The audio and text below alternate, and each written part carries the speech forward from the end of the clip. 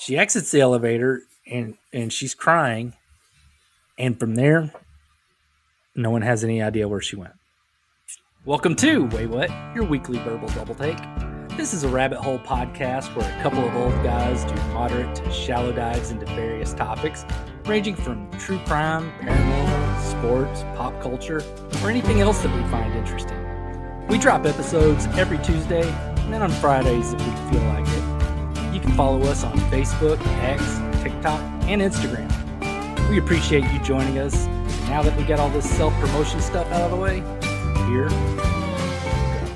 Hello, welcome once again to another episode of Waywut. My name is Darrell, and I will be guiding us on our journey tonight. And here I am with the guy who slung stakes with me while we both wore cowboy hats and nut hugger jeans, Jason. Hell yeah, we did. And boy, did they hug our nuts. Yeah, I mean, my episode's not exactly a funny one today, but I still wanted to get a laugh somehow, and it always makes me laugh that we had to dress up like cowboys to be waiters. They're gonna be mean too. All right. When we were at Trail Dust. So, and I wore cowboy boots for exactly one day on that job, and then I switched very quickly. Yeah, I never did. I wore my Docs whenever. Yeah, I switched to that. No way you could wear cowboy boots for that long on a concrete. Dude, so I was in San Antonio like after Thanksgiving, and the hotel I was staying at, there was like a Western wear store right across the street, which I like cowboy boots. I just don't get them because they're fucking expensive. But it's going out of business. It's sort of like everything's like 50 to 70% off. And then it was right after Thanksgiving. So it was a Black Friday special. So an extra 10% off. The cheapest pair of boots in there was like $160 after all the discounts. I mean, none of them were. I'm like, fuck you. No. Yeah, for something to sit in your closet and never wear. Yeah, I can't be a cowboy. It's too pricey for me. No, if you buy boots, those are usually the only shoes you're going to wear. You're just going to wear those, and that's it. I've got two pairs of boots. One pair I don't like wearing because I had skinnier feet back then, and it kind of hurts. I wore them recently, and it went all right. I never really broke them in. And then the other pair was actually somebody that died, and they were like, "Hey, here's some boots." I'm like, "Oh, cool!" And it turned out they're full quill ostrich. I'm like, "Holy shit!" All right. I used to wear those all the time till I found out how much those cost. And I was walking to work downtown, and my friend's like, "Why are you walking around with like $600 boots on in Dallas?" I'm like, "Oh, yeah, did it cost that much? Can I start walking? Start walking a little bit easier." Yeah, it's because anytime I'm going to wear those, it's like I got to make sure it hadn't rained recently and stuff like that. I'm like, I'm going to protect these things. All right.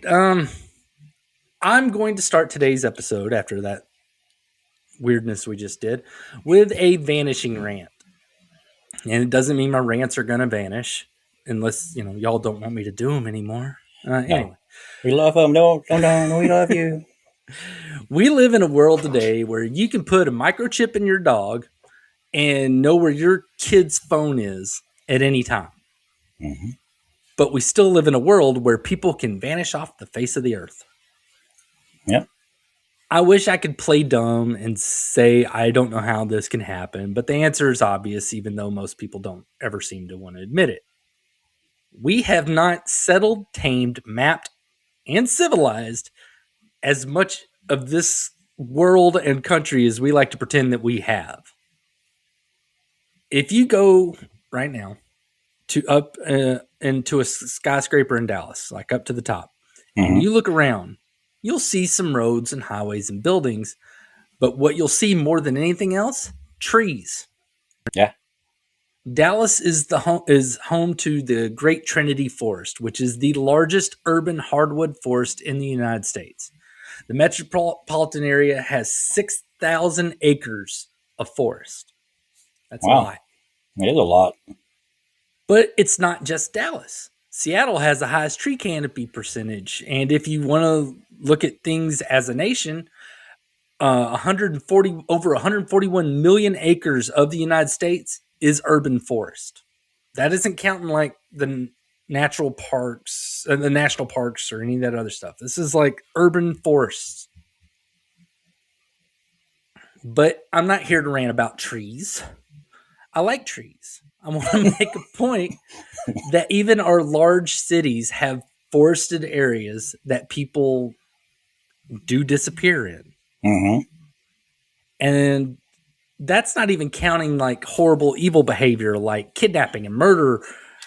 We still have places all over this country that where you make one bad choice or there's some sort of incident and it can leave you somewhere where no one will ever find you. Yeah. Now, I'm not saying we need to be fit with trackers or anything big brothery like that.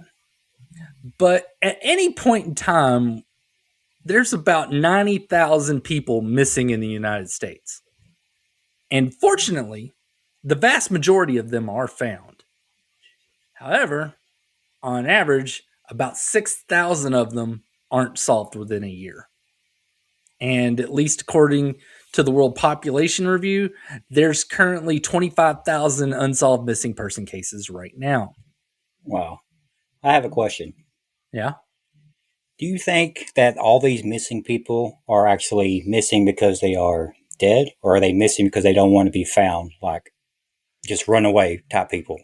I don't think as many of them are that, because it's hard to get. I mean, it was one thing back in the 20s and 30s where you sit there just, I'm going to go someplace, start a new life, have a new name, get a new wife, have new kids. Not quite as easy to do that anymore.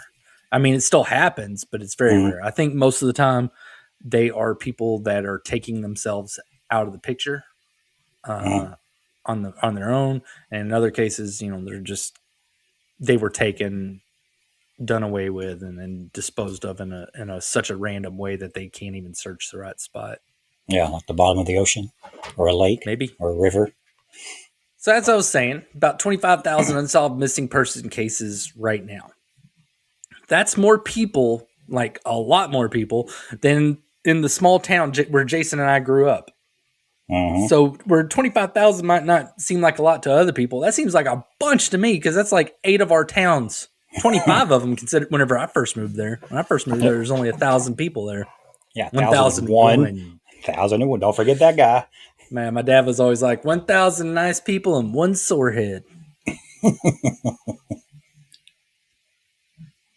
So do we need more surveillance? That's a tough call, because whenever you do more surveillance, you get some protection, but you also give authority another tool to possibly abuse the masses with. Yeah, give us some of that freedom. So like most rants, I'm angry because there isn't a clear-cut solution. At least not one with potentially horrible consequences. But I think about this stuff because I've been lost in the woods before. I'm lost. And I was very fortunate. I was only lost for about 3 hours, and I found my way back. But scary feeling. I was a 16-year-old kid on a hunting trip, and even, I never freaked out or anything because I had 4 bullets in my gun. And so at any time, I could have just stayed put, fired 3 shots off in the air, and waited. Mm-hmm. But that was a last resort. But I was able to stay calm. But had I, not and panicked, it would have been nice to have a camera being able to pick me out somewhere, or somebody being able to follow me because I have a tracker up my ass. I probably would have appreciated it then.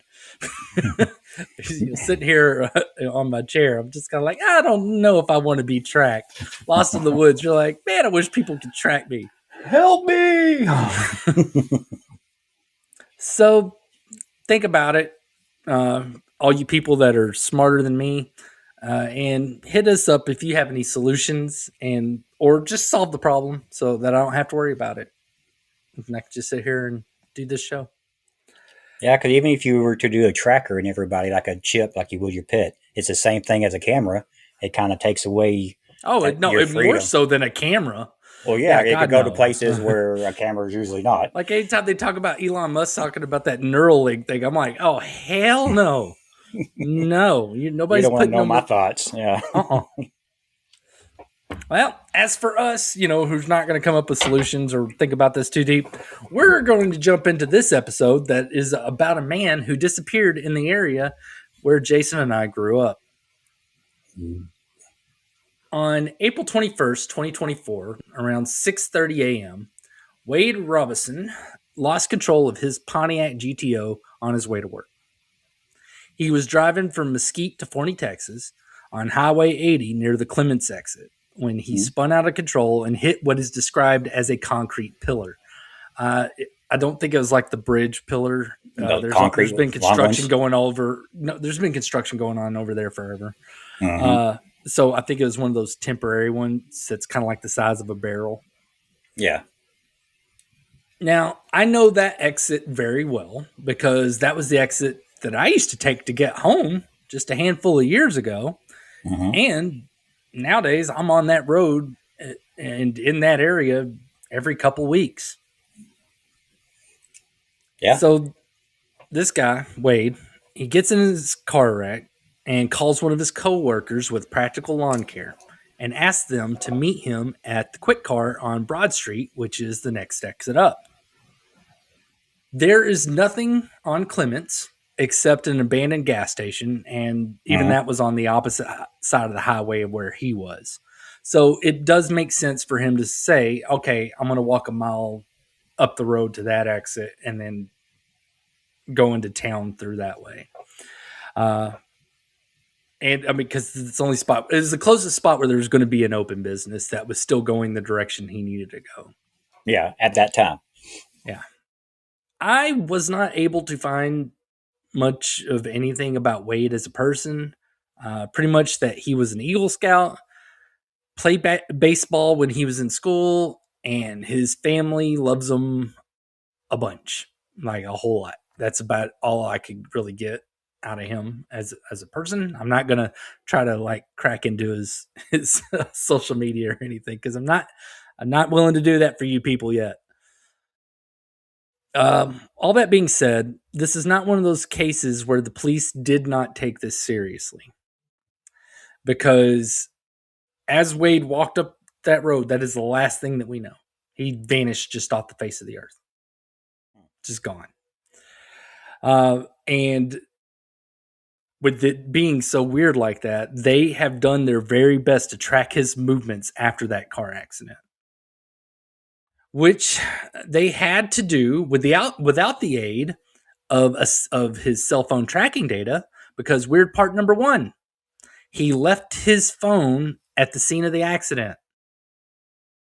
I can't really say for sure if he left it at the scene of the accident because I keep getting mixed stuff. The initial reports made it sound like that, but other reports made it sound like they found it out in the field. Yeah, anytime you see a cell phone not attached to somebody's back pocket or hand, something's wrong. Something's wrong. Yeah. I mean, I don't know anybody that leaves their cell phone behind, especially younger people. I mean, this dude was like in his early 20s. Yeah, especially if you're walking in the dark to another place. No, it wasn't dark. It wasn't dark. It was early morning. Either way, you needed a phone to call somebody, and now you're just going to leave it there? No, that don't make sense. Without the aid of electronics, they tracked him with physical signs. They were able to track him to Buffalo Creek, which feeds into the East Fork Trinity River. It's not that it feeds into the river miles away, because you cross the East Fork right before you get to the Clements exit. So that creek is very, very close to the river right there. I do want to bring up, like I said, that some people say that his phone wasn't left in his car, that it was found in the trail along the creek. I don't know which one is right, but either way, it wasn't on him. Yeah. I want to try to make sense of why he got off the shoulder of the highway, or why he didn't walk on the frontage road that runs parallel to the highway, but I can't. The highway and the frontage road is a straight shot to Broad Street, which is where he was headed. There wasn't any kind of shortcut that would make cutting through the river bottoms an actual shortcut. I mean, all he had to do was walk in a straight line. Yeah. Cutting through cutting through here, did nothing. Right. The East Fork Trinity is not a giant river. I mean, it's, for the most part, it's generally never a roaring and rushing river. It is a glorified creek for the most part. Unless it rains and the whole thing's flooded. Well, that's what I was going to get to. I checked the United States Geological Survey's records for the East Fork Trinity River near Forney on that day throughout various times that, on that actual day, and you could look at it hourly, and throughout various times that morning, it was actually one of its heavier time. The discharge in that river where they were measuring it over by Forney, the discharge was around 9,700 cubic feet of water per second. That's a lot. For perspective, just a couple weeks before that, it was 89 cubic feet of water per second. So it was 100 times more. So in the terms of the East Fork, it was in one of its more rushing times. Yeah, it was moving. Which leads me to believe that Buffalo Creek probably was the same way. Mm-hmm. It would have been deeper. But I can't tell you how deep, because even with rainfall and all this, the depths of the rivers and the creeks and all that, it varies. There's no consistent depth. It goes up and down. I mean, there are parts of the Trinity that even in its deepest time are only like 4 feet deep, but can be like 30 feet deep later. It's a weird river. It is, But when they tracked him, it showed him initially. So he's walking on the frontage road, and he leaves it, and he goes to a gate, a locked gate. And when he gets to the locked gate, it's like, oh, well, I can't get through this. And he ends up cutting to, I think, just based off the map, looks like he cuts to the right and starts walking towards the creek. The last of his footprints appear like as if he went into the creek. And then from there, there's no signs that he ever got out. And whenever I say footprints, I mean footprints because for some unknown reason, he did not have shoes on. Now, there's, like I said, I don't have data on the depth of the creek. But being that the river was up at the time, we can assume that the creek was deeper than normal at the same time. A volunteer tracker, like this dude, that's what he does with his volunteer time. He goes out and tries to track people on this, as well as Rapid Water Rescue searched all that area. So they searched the creek, they searched the river. They never found a thing. What year was this again? This is 2024. Oh, okay. Yeah, he was like his 22, 23-year-old kid.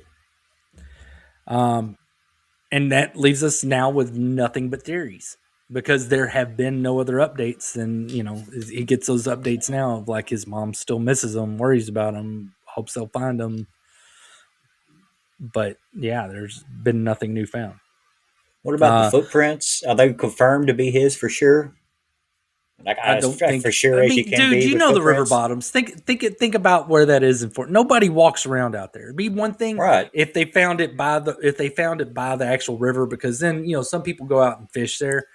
But with him going off out through a field into the trees over by the creek, there's no other footprints it could be. I'm saying ruling him getting hit out of they ruled out him getting hit by a car. I'm about to go for theories if you let me. Oh, I'm sorry. I thought you were about to just spitball theories. Okay, go ahead. I'm sorry. No. The prevailing theory is that in his car accident, he may have hit his head and it impeded his decision making. Okay. There wasn't any blood in the car, so he might have underestimated his own well-being since there wasn't an external injury. It's like, oh, I'm not gushing blood. I must be fine. Concussion think. Furthermore, it would also kind of explain that nonsensical choice to walk through the river bottoms barefoot.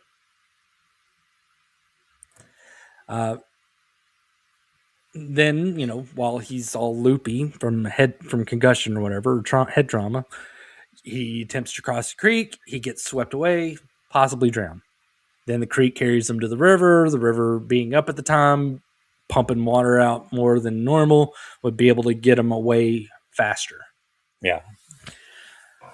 So that's one theory. Another possibility, it's spring and the river's up because of recent rain, and we have loads of water moccasins, copperheads, and cottonmouths. Being barefoot around venomous snakes is not ideal. No, especially around there. Yeah, whether it is a head injury, snake bite, or both, those are not ideal states to get into moving water. I won't call it rushing water because I don't want to overhype the East Fork at all. But no, any type of water that's moving is usually underestimated how powerful it is. Yeah, and to go a little bit further, say, he does have, he's injured either while attempting to cross the creek, he gets snake bit, or maybe he's just succumbing to a head injury, something along those lines.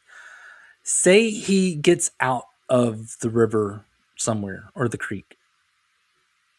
The river bottoms itself is not an easy place to recover remains. The short vegetation, the underbrush, the grasses, they're all super duper duper thick for one. But more so, there's the feral hogs. Now, I'm not trying to be gross, but we do have a huge feral hog infestation in Texas, and they love that thick underbrush. Now, for those of you who do not know what a feral hog is, it is not a wild boar. It is not a warthog. Get those out of your head. These are pigs that descend from farm pigs that got loose a long time ago and kept reproducing. And they're an invasive species. Yes, they are. So they reproduce a lot. Yep. They're sexually mature after 6 months, and a female can produce litters of 4 to 12 piglets twice a year. They're breeding faster than we can kill them. And boy, we have killed them. My daughter has killed one before. Yeah, Preston and Connor just killed one last weekend. Giant sucker. Yeah. They are such a problem that Texas made it legal to hunt them with machine guns from helicopters. And people do that recreationally. Yeah. It's Saturday afternoon. They are very, very destructive, and they eat anything, including animal carcasses, including other hog carcasses. And if you see where I'm going with this, then you see another possibility of why they can't find his remains.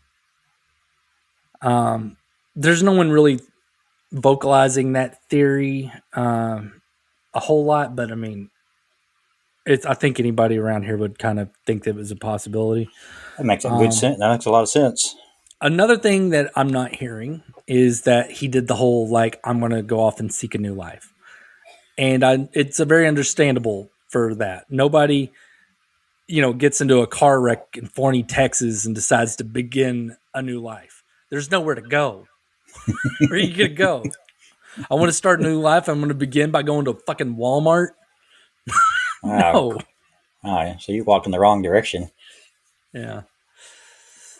But knowing that we do have some listeners in Forney, Waid Robison was last seen wearing a long-sleeve gray shirt with Practical Lawn Care written on it in yellow lettering, along with khaki pants. He was 22 years old, 5'7", with light brown hair and blue eyes. Pretty skinny, too, like 150 pounds. If you saw him, seen him, or somehow find something of his, you can call the Forney Police Department at 972-552-6625 and reference case number 2024-07715. Now you can ask me questions about this guy before I go on to the next bit. What time of year was this? April. It was in April. It was not hot enough to get dehydrated. No. And my thing is whenever you look out even when you look at a map, you're like, okay, that little chunk of woods is not big. And it's not huge, but it's still more than enough to get lost in, especially if you hurt your head. I mean, because that's the big thing. I mean, he spun out, wrecked his car. And on top of that, it was an older car. You know, it was a Pontiac GTO. They're not exactly known for their safety features. Yeah. You don't feel everything from that wreck. So I do kind of lean with the theory that he did bash his head pretty good or something, because those steering wheels back then were hard. Mm-hmm. They still are hard. They just don't have airbags anymore. I mean, they just didn't have airbags back then. So I mean, in all likelihood, he probably did wander off out there, made a concussion decision. So Did they find his shoes? they were in the car. Oh, so he left them behind before he started walking? I think he they're didn't in take the them car. off. Oh, okay. Yeah, he didn't take them off along the way. Which my thing was, like, if he was going to like an indoor job, I could almost see him doing it if he planned on like walking, you know, off road like that. But I mean, he was landscaper, you know, He was getting wearing muddy's some kind of boots. part of it. Yeah, absolutely, yeah. So Weird. I mean, it's a strange thing. It's very peculiar. I mean, but for the most part, there's nothing weird about the kid at all. It just seemed to be bad luck and an odd thing that happened. All right. Wow. Well, I'm going to move now to another mystery that is from mine and Jason's area. Jason and I worked and or lived in Mesquite, Texas for at least 10 years. On the low end. It was probably more than that. Mesquite is a bigger town than Forney and is actually on Forney's western border. So we didn't exactly go far. That's where things were back when we were kids. It's like, oh, we got to go to Mesquite if we want to go to restaurants or the mall or whatever. Or anything, yeah. Yeah. That was where we went and hung out. Try to pick up chicks. Try to. Yeah. Another person that lived in Mesquite was Prisma Reyes. On April 17th, 2019, her son's babysitter called 911 to report her missing after she failed to pick her son up. Fortunately, this is not one of those cases, which I will say is probably a minority, where the cops didn't take it seriously. So it's another one where they did what they needed to do. They began looking for her that very day. What one of those, let's wait till tomorrow bullshit. Mesquite got to work immediately. Initially, what they learned is that Prisma moved to the U.S. from Veracruz, Mexico when she was a kid. She was pretty bright and learned how to speak English in just a few months. Oh, wow. While she was in high school, she got a scholarship. She joined the National Guards and eventually became a paralegal. Oh, hey now. She had her son in 2014, and at the time of her disappearance, she had 3 jobs. She was a paralegal. She was a dancer. She was very, very, very, very pretty, so makes sense. And she had recently started another job at a used car dealership. When you say dancer, you mean the nighttime type dancers? I mean the nighttime type dancers, which it's one of those things. I don't hold it against her because there's a damn good chance I might have been at one of the clubs. So I may have given her $20 at one time. I don't know. Maybe. I probably would have, but as pretty as she was, I think I probably would remember, be like, oh, I remember her, but you never know. So they also began retracing her steps that day. She began her day with an altercation at her new car dealership job all over a parking spot. She apparently got a good parking spot that some other employee that had been there forever considered their own. That shit irritates me. I don't give a fuck how long you've been there. I mean, there are days I have a preferred parking spot where I park every day at work. And sometimes when I get to work, somebody else is parked there. And I'm like, ugh. And then I go park somewhere else. Yeah. You don't have a name on it. Yeah. So whoever's getting pissed off about that, if you're one of our listeners, fuck you. Don't be such a cunt. All right. Well, then Prisma went out for lunch at E-Bar Tex-Mex on Haskell Avenue in East Dallas. There, she ate lunch with her ex-boyfriend. They left together, but then she returned shortly after and continued to drink there until the bartender refused to serve her anymore. She got upset, a drink was spilled, then she left. The next thing they caught on camera was her driving over a curb. So all the evidence is kind of pointing at this point that she's pretty drunk. She's intoxicated. Uh-huh. After that, at 5:05 p.m., a call to 911 described a woman matching Prisma's appearance and her vehicle that was involved in a road rage incident where Prisma brandished a pistol and pointed it at the other person's car. From there, following her phone, the pings, it appears that she was driving towards Mesquite. She gets a call that nobody says who it was from. But from there, she did a U-turn and went right back to Dallas. Oh, booty call. No, I don't think so. I'm going to get to it. She illegally parks in an alleyway by her ex-boyfriend's apartment, by his apartment complex, and that's over on Ross Avenue. She exits her Jeep, leaves her gun in the passenger seat. She's then seen on camera stumbling to the apartment's elevator, where she takes it to a higher floor. She exits the elevator and she's crying. And from there, no one has any idea where she went. Now, initially, everyone's thinking, well, it's got to be the ex. Uh-huh. But you're wrong. He has a very solid alibi. He was not at his apartment, and there is plenty of video evidence that supports it. So, actual hard evidence showing that he was not there. And for the most part, after that, that's really all that the Mesquite Police Department's really willing to tell anyone. The last comment that I saw from the Mesquite Police Department was they have no active leads and are hoping to get a tip or something to get the case going again. Which now, it leads us to theories. Many people believe she met with some sort of foul play in that building. However, there's nothing concrete to support that other than the fact that there's nothing ever showing that she left the building. Some people also want to look at the baby daddy on this, but he wasn't even in the same state as her. He wasn't even in Texas at the time whenever she disappeared. Her stepfather believes that Prisma's drinks had been drugged because how intoxicated she was. He thinks that she got roofied. He also thinks that maybe someone that she met at her dancer job would be involved, which, as a dad who has the Chris Rock philosophy of keeping your daughter off the pole, if I was in his spot, I would inevitably want to blame the job too.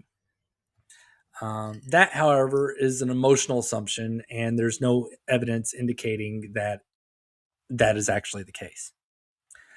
The baby daddy believes that she walked away, that she found a way out, and she just ran off. Both him and Prisma's stepdad reported getting strange calls from Mexico at night since her disappearance. However, her stepdad doesn't think that the calls are from her. I'm guessing he thinks it's possibly the guy that she met at the strip club or, whoever heard her. But yeah, he thinks that she went back down to Mexico and is just living down there. Now, this all leads me to my theory. And I don't mean that mean it in the sense that I think I'm right, but I think it's a possibility that I personally haven't seen explored. Whenever I see this case, I think of the case of Larry Eli Murillo Moncada, who, unknown to everyone else, bless you, Snug up on me. No, well, who, unknown to everyone else, got stuck behind a freezer at a supermarket. Ooh. He died behind that freezer and was not found for 10 years. Holy shit, like a big walking top. He was freezer? Missing. Yeah. It was at a supermarket, big freezer. He was like trying to climb up on top of it or something along those lines and fell behind it, suffocated and died. Oh my God. Didn't get found for 10 years. I think of Bernard Gore. He died in Australia after he accidentally got locked in a service corridor in a mall. The Australian cops did a shit job searching for him, and his body wasn't found for 3 weeks. And he was just sitting down in the service corridor. Once they actually found him, they looked at the tapes and were like, holy shit. Saw this poor guy basically dehydrating, starving to death or whatever. Oh, no. I think of Harley Dilly. He was a 14-year-old kid that went missing. And after 23 days, they found him in the chimney of an abandoned house. It appears as if he tried to get into the house through the chimney and it kind of asphyxiated. But what I'm getting at is, what if she's still in that apartment complex? Did she try to get into her ex's apartment through a vent? Did she somehow go into the elevator shaft? I just think that there's nothing showing that she left, and they need to look at what would seem like impossible spots in that building. That's what Makes I would sense. think. But I'm just so guy. What do I know? I just think that since there's nothing showing she left, just get out there and look. So if you do know something about Prisma's whereabouts that day or her emotional state, which for the most part, anybody that did interact with her said she was super upset that day, even if you think it is not useful, let the cops decide that. You can call the Mesquite Police Department at 972-285-6336. And that's going to do it for the episode. Well, I have a quick theory or a quick 2 cents. Okay. With her being a dancer, there is no way she can't hold her own booze. There is no way she can not drink and get that intoxicated without having some sort of push, sort of drug in it. So what you're doing there is one, anecdotal, and two, a bit more of a generalization. No, there's plenty of dancers that don't drink. I mean, and I know the ones that do, they do a lot. Well, this one obviously does. I don't know. I don't My know. experience, honestly, she probably danced at bars I didn't go to, so I wouldn't know how they would operate. I would think they would need to be able to hold their liquor because they're going to get drinks bought for them. They're going to need that liquid courage to get up on stage, and I don't see a stripper, not a dancer, losing her cool over drinking too much. I don't know. Just tolerance is a weird thing. Your job does not dictate your tolerance. Well, I mean, it does depend what you're drinking. Yeah. I mean, I will admit one of my big hesitations, like if any of my daughters were like, I'm going to go be a dancer at a club, my first terrified thought, besides, a bunch of guys looking at my daughters naked, is drugs. There's a ton of drugs back there, and unfortunately, a lot of them end up on drugs. And it's just that would be my main worry, is be like, please stay off drugs. Please, please, please, please. So, any other thoughts on either of the cases? Now, you say she came off crying. They caught her coming off the elevator crying, like on the bottom floor, or coming off the top floor? Whenever on the top floor, when she had the elevator, she was crying.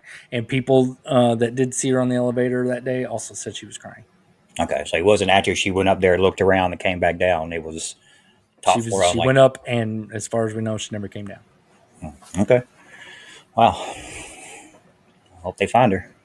All right. Well, now whenever I was on this episode, I came across the Waid Robison disappearance, and I was shocked that I'd never heard about any of this. I mean, it's right there. Right, it was only a year ago. Yeah.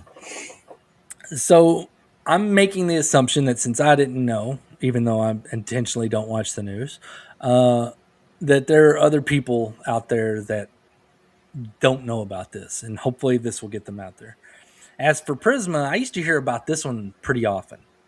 This one I actually, some of the true crime stuff and that I listen to and watch, hers has come up, but over time the information has just dried up, and so it's just getting those anniversary articles now, where it's just like, oh, it's been a year since she's disappeared.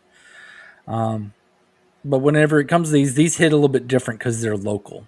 These are places that we drive through and past all the time, and like whenever I'll go through Forney, like I said, I go through there once every couple of weeks over on 80, and as soon as I'm over by the Clements exit, I just kind of look over there and I'm like, he was right here. And where's he now? But as I stated at the beginning, I've already been lost in the woods once, so I'm not going to go out there and end up giving them someone else to search for. Plus, I hate snakes. So, trackers and police, good luck finding them. I hope you'll find them. And that's going to do it for this episode. Join us next time, unless Jason tries to play the hero and gets himself snake bit or lost in the woods. If he plays it smart and stays his ass home, he'll tell us some stuff that'll make us say, wait, what? Yes, I will. All right, good. You stay home. Mm-hmm. All right, bye, everybody. Well, later. Thank you for joining us for this episode of Waywut. This show's available on YouTube, Good Pods, Spotify, Apple Podcasts, and pretty much anywhere you listen to podcasts. We'd love to hear from you. Please comment on what you just listened to, pass along episode ideas, or just talk to us at Waywut Podcast in our Facebook group or on TikTok, Instagram, or X. Again, we really appreciate you joining us. Come back again to hear about some stuff that will make you say, wait, what?